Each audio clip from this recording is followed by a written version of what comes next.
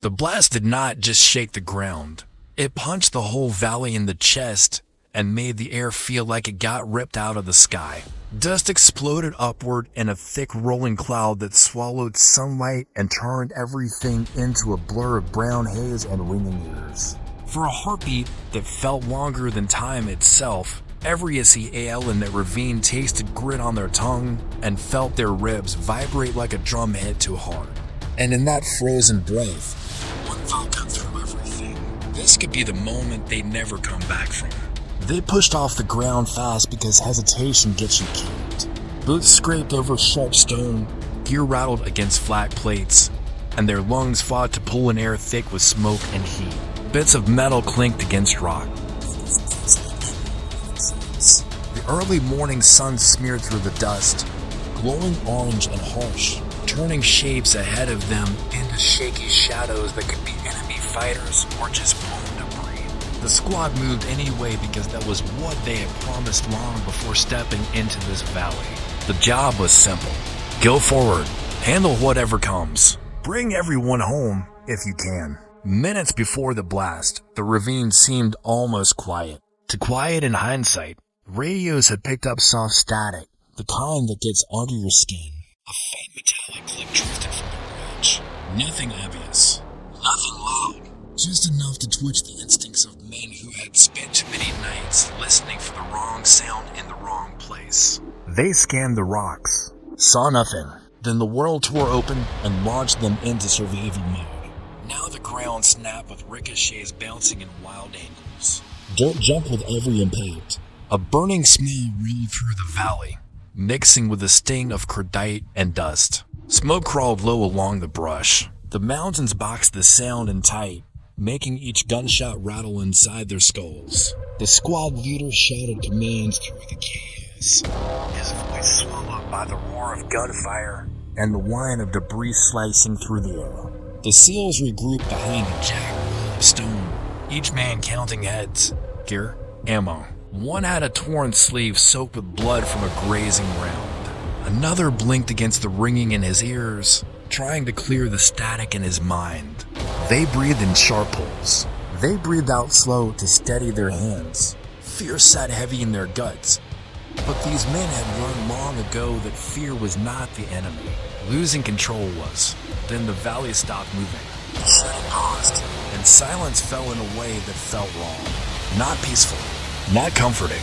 More like the whole place held its breath and waited for something worse. A single rifle cracked. The sound cut clean through the heavy quiet no spray no panic. Not the sloppy rhythm of fighters trying to overwhelm with chaos. This was colder. More patient. A single shot fired by someone who had the time to pick a target, steady his breathing, and squeeze the trigger without a tremor. The round hit the dirt an inch from a medic who had just knelt beside a wounded teammate. Sand spat into his face. His pulse spiked. Every muscle snapped tight. Before he could even move, a second shot rang out and clipped the end of a radio antenna. A third shattered a canteen and poured its water into the dirt. This was not random. This was a sniper with skill and altitude and confidence. Someone who understood the valley better than they did. Someone who knew how to pin down an entire team without firing more than a few shots. The SEALs pressed closer to the stone wall, tightening their formation. Their breaths sounded too loud in their helmets. Their hearts thumped like fists against their chest plates.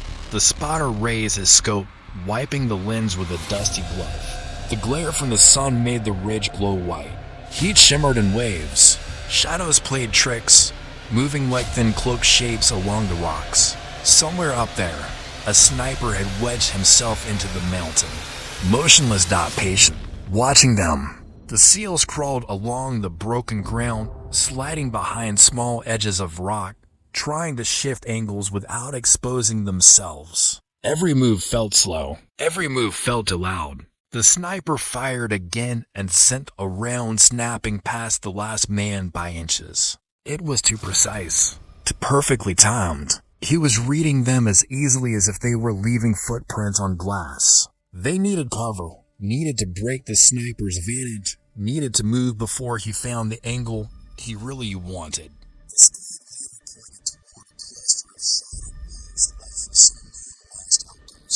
It was barely decent cover, but it was the best shot they had.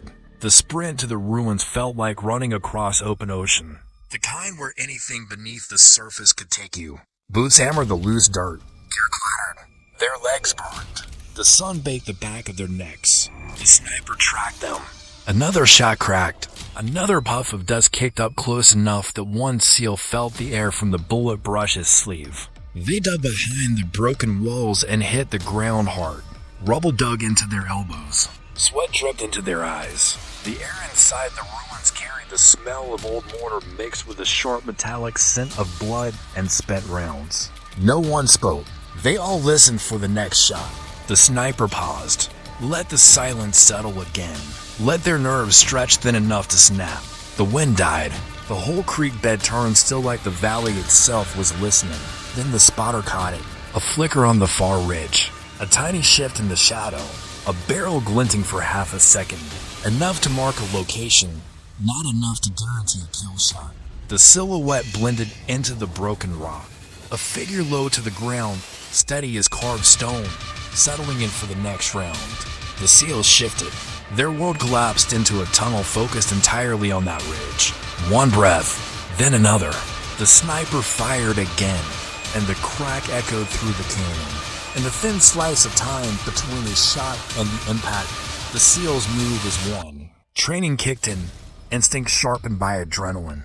Their rifles roared back. Control burst dot, precise dot, no panic. Just calculation under pressure. Dust exploded across the sniper's perch. Stone chip. A silhouette jerked back in a quick, final motion. Then stillness swallowed the ridge. The valley exhaled all at once. No cheering, no relief. Just the heavy quiet that follows the kind of fight where survival feels borrowed. They held position. Watched the ridge. Waited for any sign of movement. None came. The sniper had fallen silent for good. With the threat down, the team finally let the tension drain from their shoulders. Hands shook with the slow release of adrenaline. Sweat cooled into salty lines across dusty skin. They checked each other, counted heads again. No one missing, no one lost. But every man carried the weight of what almost happened. The medic looked at the dirt where the sniper's first round had struck, inches from ending his life. He pressed his palm into the gritty soil. The extraction bird came in low, chopping the air into wild spinning winds that lifted fresh clouds of dust. The valley filled with swirling brown ghosts of the fight that had just happened. As the SEALs boarded the helicopter, their boots kicked out patterns in the dirt that disappeared as quickly as they formed. Their bodies trembled with the slow crash that always comes after pushing past fear and into pure instinct. They kept their eyes on the ridge until it faded behind them. The sniper was out of sight, but the moment would not leave them. Some memories refused to fade. They cling like smoke in the lungs, like dust ground in the skin. Back on base, the silence of safety felt strange. A different kind of heavy. The kind that makes you replay every close call in your mind. Every step, every sound, every heartbeat. The hidden sniper was just one threat in a long list of dangers these men had faced. But something about this fight dug deeper. Maybe it was the way silence itself felt like the enemy. Maybe it was how close the line had been. Or maybe it was the reminder that even the best, even the seasoned, even the most disciplined can still be caught standing on the edge of a razor. Courage is not the absence of fear. It is the decision to keep moving when your body screams to freeze. It is the steady hand on the rifle when the whole world feels like it is collapsing into dust and noise. It is the breath you take right before stepping into danger again, knowing what it costs to walk into the unknown. Soldiers do not forget valleys like that one.